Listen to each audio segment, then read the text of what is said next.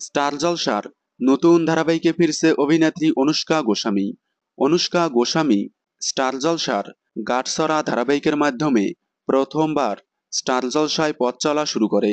তবে তার আগে অভিনেত্রী আকাশ আট চ্যানেলের দীপাবলির সাতকাহন ধারাবাহিকে অভিনয় করেছিলেন। গাঁটছড়া ধারাবাহিকে সেকেন্ড লিড চরিত্রে দেখা গেলেও প্রথমবারের মতো ম্যাজিক মোমেন্টসের রোশনাই ধারাবাহিকের মাধ্যমে প্রধান চরিত্রে অভিনয় করেন তিনি। তবে ধারাবাহিকটি ৭ মাস সফলভাবে চলার পর হঠাৎ করেই ধারাবাহিক থেকে সরে দাঁড়ান তিনি। পার্সোনাল প্রবলেমের কারণে ধারাবাহিক থেকে সরে গিয়েছেন তিনি।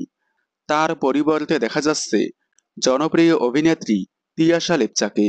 অনুষ্কা গোস্বামী রোশনাই ধারাবাহিক থেকে চলে যাওয়ায় খুবই মন খারাপ করেছে তার ফ্যানেরা। তবে অনুষ্কা গোস্বামী ফ্যানদের জন্য খুশির খবর। অনুষ্কা গোস্বামী রোশনাই ধারাবাহিক থেকে চলে যাওয়ায় স্টার জলসা অনুষ্কা গোস্বামীকে কন্ট্রাক্টে রেখেছে। মানে জলসার আপকামিং নতুন ধারাবাহিকে দেখা যাবে তাকে।